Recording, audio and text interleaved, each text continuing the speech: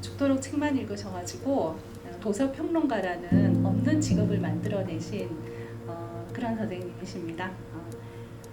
네, 안녕하세요.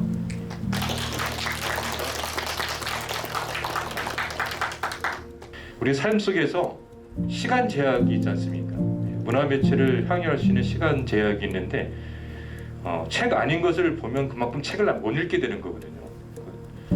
네, 그런 상황이기 때문에 제가 상당히 이제 오랫동안 넷플릭스를 안 봤던 건데, 드라마를 보는 대중이 이미 기술적 완성도를 가지고 시비를 걸 정도니까 이게 얼마나 일반화된지를 알 수가 있거든요. 실제로 영상 시대가 도래할 거라는 것은 1930년대에 이미 얘기가 됐었고요.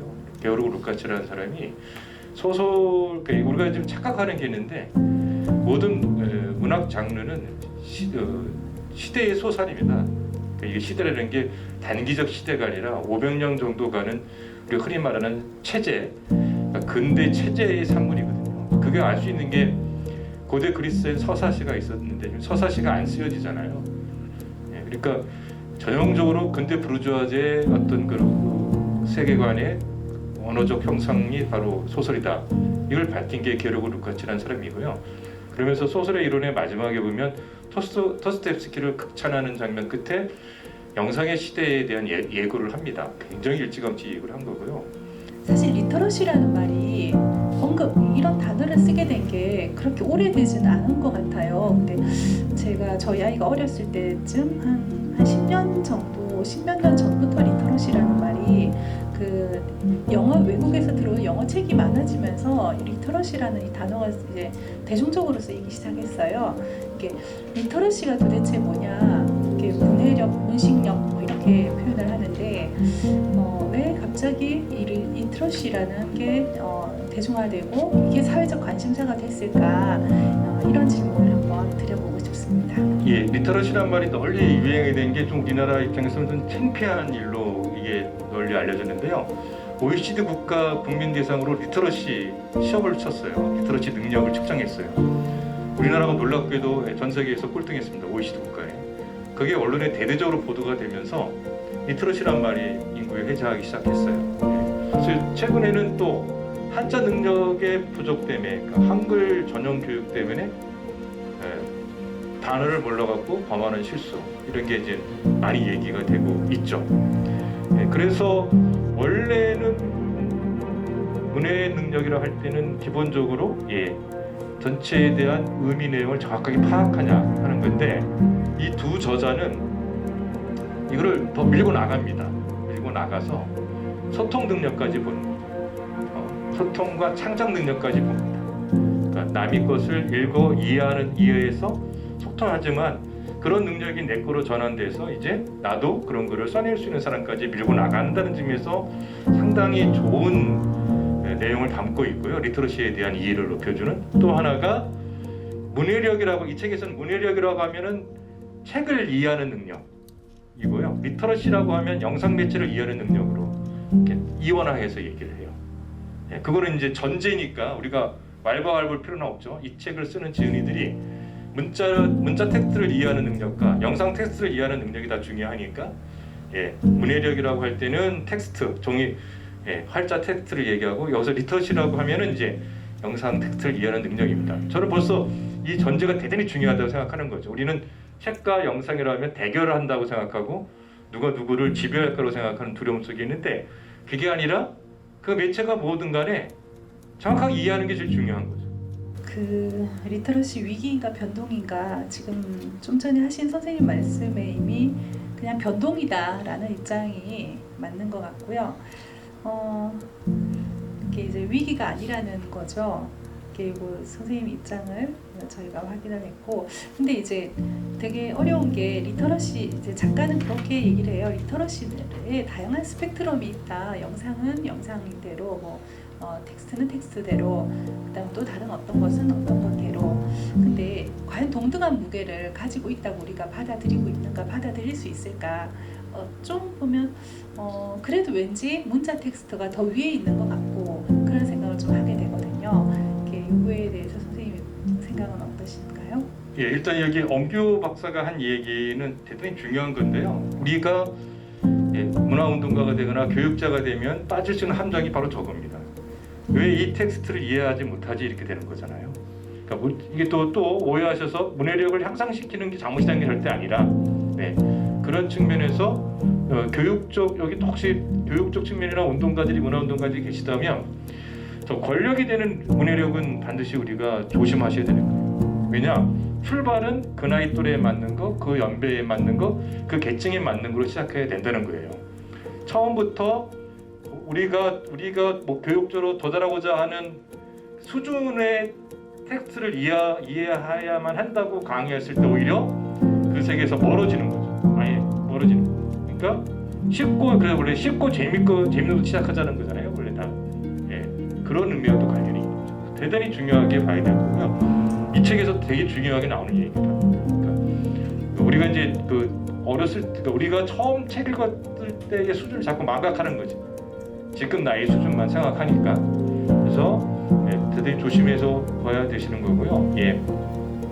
아까 말씀드린 것처럼 이 문자 텍스트에서 영상 텍스트로 넘어가는 게 위기다라고 말하려면 우리의 삶을 치열하게 고민하고 더 나은 공동체를 꿈꾸게 해주면서 나와 다른 삶을 이해할 수 있는 역지사지에 갈 수 있는 감동과 상상력을 주고 있느냐 못 주고 있느냐가 더 중요하다는 거예요. 문자가 더 중요한 이유가 인적 위기를 통해서만 세상 만물의 동물을 가지고 있습니다. 의미를 가지고 존재할 수 있는 내가 문자는 세계를 가능하게 하는 존재라고 할 수 있다. 그러면서 또 밑에 이런 얘기를 하거든요.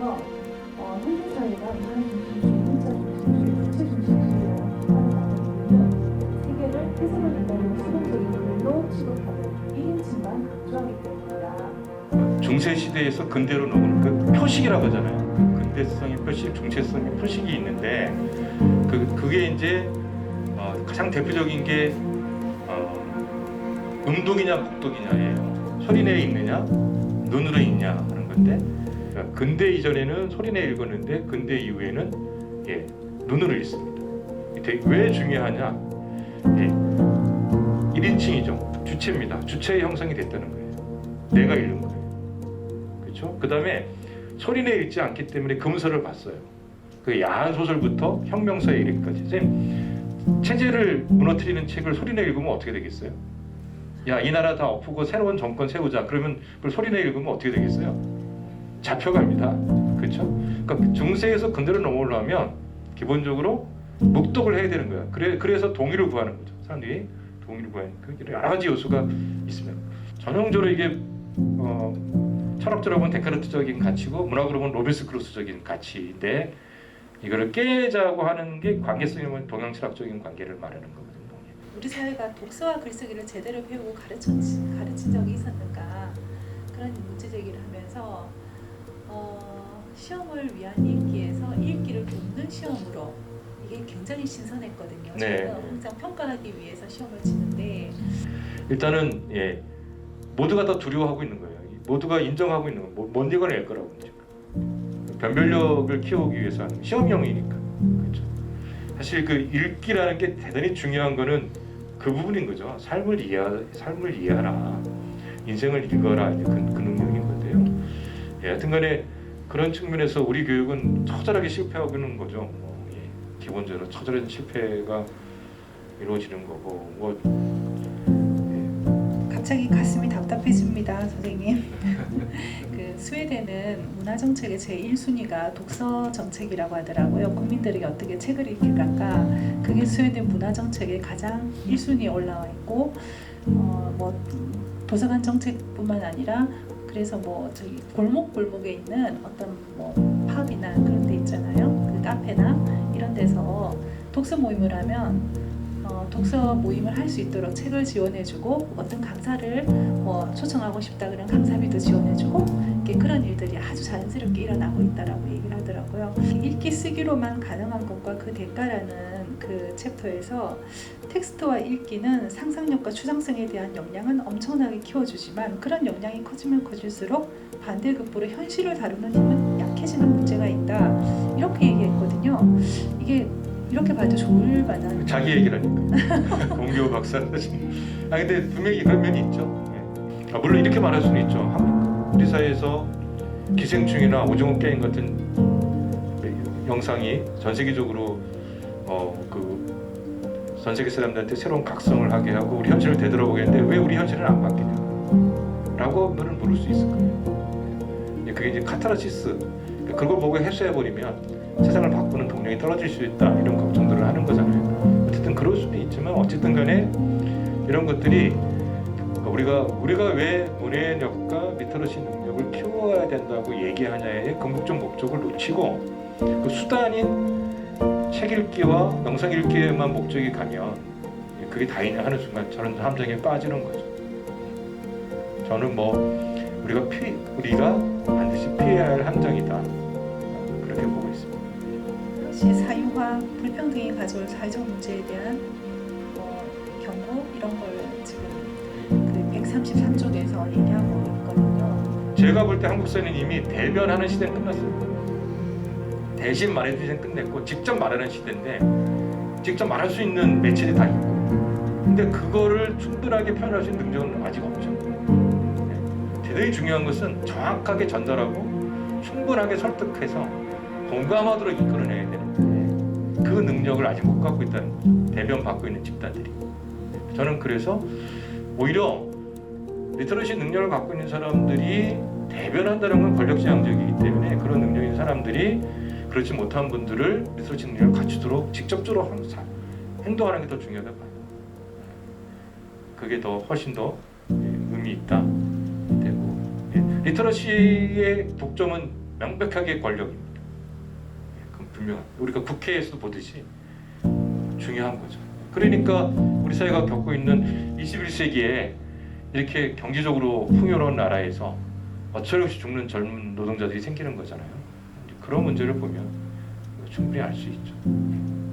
우리는 조금 늦게 나온 편입니다. 그만큼 우리는 왜냐하면 일본은 권력을 못 바꿨잖아요. 기본적으로 민주당이 잠깐 잡고 괴멸돼 버렸는데 한국 사회는 우리 사회는 우리 세대들이 정권 교체를 이뤄내면서 뭔가 권력의 지형들을 바꿨기 때문에 유지가 된 거예요. 근데 이제 다음 세대들이 봤을 때 별로 다를 바 없다. 권력을 바꿔서 이뤄낸 게 없다. 물러나라고 하는 거거든요. 그런 측면에서는 물러나는 게 맞다고 생각합니다. 그렇게 되면 일단은 기본적으로 많은 그 CEO들 쪽 제가 말하지 그러니까 경영 컨설트 하는 분들 제가 좀 몇 분 아는데 그분들 말에 따르면 바꾸는 게 좋답니다. 그러니까 이번에 네이버 바꾸잖아요. 그래서 그 바뀌는 그 여성 대표가 그게 잘못한 게 없대요. 직장 갑질 문제는 대표 문제가 아니잖아요. 그런데 일정하게 4년인가 5년 했대요 벌써. 그러면 바꿔야 된대요 기업은. 그래야 뭔가 혁신하려고 하는 의지들이 샘솟는답니다 기업 내에서. 저희가 이 공간이 2시에 또 다른 용도로 또 쓰여져야 돼서요. 저희 북토크는 이렇게 마무리를 하도록 하겠습니다. 좀 아쉬움이 많고 더 할 얘기가 엄청 많을 것 같은데 다음 기회에 또 생약 가운데에서 진행하도록 그렇게 하고요.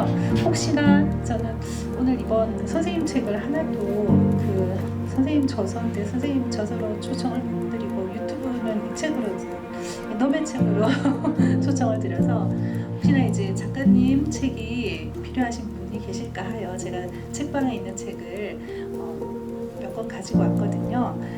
혹시나 사인이 필요하시면 구매하셔서 사인을 받으셔도 좋겠습니다.